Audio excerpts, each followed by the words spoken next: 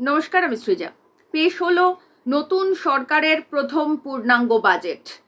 মানে বিজেপির সরকার, double engine সরকার, যে সরকারের কাছে মানুষের বিশাল একটা প্রত্যাশা ছিল, সেই সরকার আজকে, সেই সরকারের অর্থমন্ত্রী স্বপন দাশগুপ্ত আজকে প্রথম পূর্ণাঙ্গ বাজেট পেশ করলেন। এবার নির্বাচনী প্রতিশ্রুতি যা থাকে সেটা নিয়েই পূর্ণাঙ্গ বাজেট পেশের সময় মানুষের মনে একটা উৎসুক্য তৈরি হয়, একটা আগ্রহ জন্মায় যে নির্বাচনী প্রতিশ্রুতি যা ছিল সেটা কি বাজেটে অ্যালোকেশন হচ্ছে সেটা নিয়ে।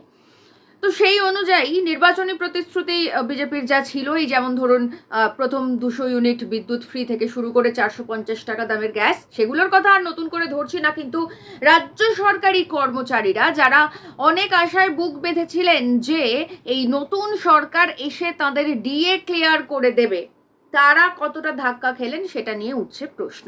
কারণ আপেক্ষিকভাবে ডিএর যে ঘোষণা করা হয়েছে সেটা দারুণ একটা ব্যাপার, 20% ডিএ। যদিও চাড্ডিরা যেটার প্রচার চালাচ্ছে যে এই পশ্চিমবঙ্গে নাকি প্রথমবারের জন্য কোনো সরকার 20% ডিএর কথা ঘোষণা করছে, সেটা একেবারে মিথ্যে কথা। কারণ মমতা ব্যানার্জির সরকারও নতুন কমিশন তৈরি হওয়ার আগে 25% ডিএ দিয়েছিল, এবং 2007 সালে বামফ্রন্ট সরকার 50% ডিএ দিয়েছিল, মানে মার্জ করে আর কি, বেসিক আর ডিএ মার্জ করে 50% দিয়েছিল। তাই প্রথমেই এই যে বিজেপির তরফ থেকে বা চাড্ডিদের তরফ থেকে এই যে অপপ্রচার যে 20% দিয়ে এ রাজ্যে প্রথম কোনো সরকার ঘোষণা করেছে, এটা একেবারে মিথ্যে, একেবারে বিকৃত ইতিহাস, যেটা চাড্ডিরা সাধারণত করে। এবার আসছি আমি একটুখানি 20% ডিএর যে ঘোষণা হয়েছে সেটা নিয়ে। প্রথম কথাই যেটা, সেটা হচ্ছে যে এই বিজেপি যখন নির্বাচনী প্রতিশ্রুতি দিচ্ছিল, ইস্তেহারে লিখেছিল যে ক্ষমতায় আসার পরে 45 দিনের মধ্যে পুরো ডিএ ক্লিয়ার করে দেবে। কিন্তু আজকে অর্থমন্ত্রীর তরফ থেকে ঘোষণা করা হলো পূর্ণাঙ্গ বাজেটে যে এই যে ডিএ 20% ডিএর কথা বলা হচ্ছে সেটা অক্টোবর থেকে দেওয়া হবে, অর্থাৎ অক্টোবর, নভেম্বর, ডিসেম্বর আমরা এটা ধরবো, কারণ 2027 জানুয়ারিতে সপ্তম পে কমিশন করা হবে, আর সেক্ষেত্রে এই বেসিকটা আর এই ডিএটা মার্জার হয়ে যাবে। তো তার মানে প্রথম কথা হচ্ছে বিজেপির নির্বাচনী প্রতিশ্রুতি কি ছিল ডিএর ক্ষেত্রে? নির্বাচনী প্রতিশ্রুতি ছিল ক্ষমতায় আসার 45 দিনের মধ্যে ডিএ কার্যকরী করা হবে, ডিএ দেওয়া হবে। এখন বলা হচ্ছে যে ভাড়ার শূন্য, তাই এই কয়েকটা মাস ছেড়ে দাও, ডিএ দেওয়া হবে অক্টোবর থেকে। তো তার মানে যেটা জুলাই থেকে দেওয়ার কথা সেটা অক্টোবর থেকে দিচ্ছে। তার মানে জুলাই থেকে যদি দেওয়া হতো তাহলে 6 মাসে 20% হতো, তাহলে অক্টোবর থেকে যখন দেওয়া হচ্ছে তার মানে সেটা 3 মাসে 20% হচ্ছে। তার মানে এমনিতেই ওটা হাফ হয়ে যাচ্ছে, মানে 10% হয়ে যাচ্ছে, ওটা তো 20% হচ্ছে না। কারণ ঘোষণা করা উচিত ছিল 6 মাসের জন্য 20%, কিন্তু যখন সেটা 3 মাসের জন্য হয়, পাওয়া যায় 3 মাসের জন্য, তাহলে সেটা 50% কমে যায়, 10% হলো। এবার এই যে 10%, এটার মধ্যে 4% আগেই তৃণমূল কংগ্রেসের সরকার ঘোষণা করে গিয়েছিল, তার মানে কত হলো? 6% হলো। তাহলে আমরা যদি এই পুরোটা দেখি, মানে 6 মাসটা দেখি, জুলাই টু ডিসেম্বর, তাহলে বিজেপির সরকার ডিএ দিচ্ছে সরকারি কর্মীদের 8% মাত্র। তার মানে এই 8% ডিএর জন্য সরকারি কর্মচারীরা এত দিন ধরে অপেক্ষা করেছিলেন, এত দিন ধরে এত আইনি লড়াই করা হলো। আইনজীবী বিকাশ রঞ্জন ভট্টাচার্য, তিনি ডিএর জন্য মামলা করেছিলেন, তিনি সরকারি কর্মীদের ডিএর জন্য বারবার ছুটে গেছেন। তো এই সমস্ত কিছু যখন হয়ে গেল, এবং নতুন সরকারকে নিয়ে সত্যি সত্যি আশায় বুক বেঁধেছিলেন অসংখ্য সরকারি কর্মী, তারা ভেবেছিলেন যে নতুন সরকার আসার ফলে পরিস্থিতি বদলাবে এবং তারা ডিএ পাবেন। কিন্তু আজকে যে ঘোষণা হলো সেটাতে দেখা গেল যে নতুন সরকারের ডিএ ঘোষণার হাল আসলে তৃণমূল কংগ্রেসের সরকারের থেকেও খারাপ। কারণ ওদের দেওয়ার কথা ছিল, মানে সপ্তম পে কমিশন ঘোষণার আগে দেওয়ার কথা ছিল 6 মাসের জন্য, সেটা দেবে 3 মাসের জন্য। প্লাস এই যে 20%, এটা পুরোটা গিমিক, এটা একদম জুমলা। যেটা বললাম যে 6 মাসের জিনিসটা যখন 3 মাসে দেওয়া হয় তখন সেটা এমনি 10% হয়ে যায়, আর এই 10%-এর মধ্যেও 4% আগে থেকেই তৃণমূল কংগ্রেসের সরকার ঘোষণা করে রেখেছিল। মানে এই পরিবর্তনের জন্য সরকারি কর্মীরা ব্যালটে বিজেপিকে ভোট দিয়েছেন।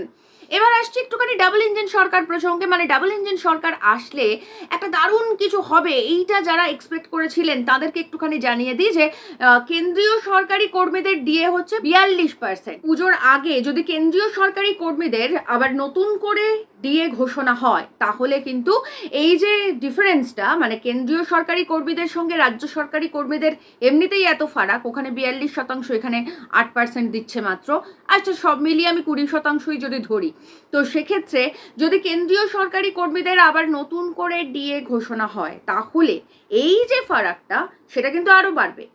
তো এই বিজেপি সরকারি কর্মীদেরকে এটাই বলেছিল যে যদি ডাবল ইঞ্জিন সরকার রাজ্যে আসে তাহলে কেন্দ্রের সঙ্গে মিলিয়ে ডিএ দেওয়া হবে, অর্থাৎ 42% ডিএ দেওয়া হবে।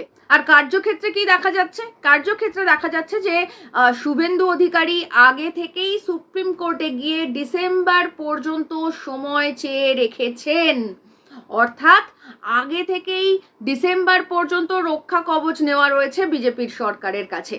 তার মানে কি দাঁড়াচ্ছে? তার মানে দাঁড়াচ্ছে আপাতত বাজেটে এই যে 20% ডিএর কথা ঘোষণা করা হচ্ছে, যেটা বলা হচ্ছে অক্টোবর থেকে দেওয়া হবে, সেটা যদি নাও দেওয়া হয় তাহলেও কোর্টের তরফ থেকে কিছু করার থাকবে না, কারণ কোর্টের কাছ থেকে ডিসেম্বর পর্যন্ত সময় অলরেডি চেয়ে রাখা হয়েছে।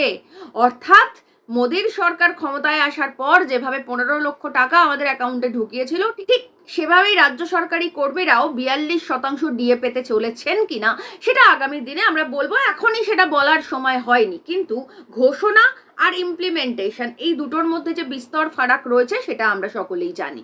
তার সঙ্গে এরিয়ারের যে হিসেবটা সেটার কোনো উল্লেখ এই নতুন মানে এই বাজেটে নেই, আর একই সঙ্গে রেভিনিউ জেনারেটের কোনো দিশাও কিন্তু এই নতুন বাজেটে বা নতুন সরকারের বাজেটে নেই। অর্থাৎ এর আগে তৃণমূল কংগ্রেসের সরকার যে ঋণ এ রাজ্যের রাজ্যবাসীর উপরে মাথায় চাপিয়ে দিয়ে গিয়েছিল, এই সরকার আসার পরে নতুন করে আরো ঋণ চাপলো।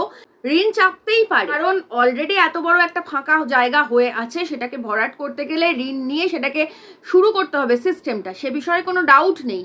কিন্তু বিষয়টা হচ্ছে যে এই যে ঋণটা এলো সেটার তো রেভিনিউ জেনারেট হবে, রেভিনিউ জেনারেট না হলে তো সেই ঋণ শোধের কোনো রাস্তা থাকবে না।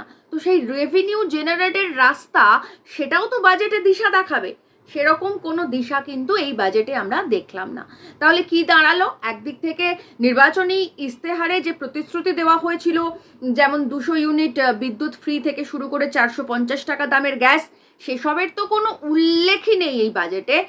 একই সঙ্গে যে রাজ্য সরকারি কর্মচারীরা ডিএর আশায় ভোরে ভোরে ব্যালটে ভোট দিয়েছিলেন বিজেপির সরকারকে, তাদের কাছে কি ডিএ পৌঁছলো? তাদের কাছে এই মুহূর্তে দাঁড়িয়ে আগামী 3 মাস ডিএ শুধুই স্বপ্ন, শুধুই গল্প। অক্টোবরে গিয়ে তারা ডিএ পাবে, তাও মাত্র 3 মাসের জন্য, আর সেটা যেটা 20% ঘোষণা করা হয়েছে, তার মানে সেটা 10%, এবং সেই 10%-এর 4% আগে থেকেই তৃণমূল কংগ্রেসের সরকার ঘোষণা করে গিয়েছিল।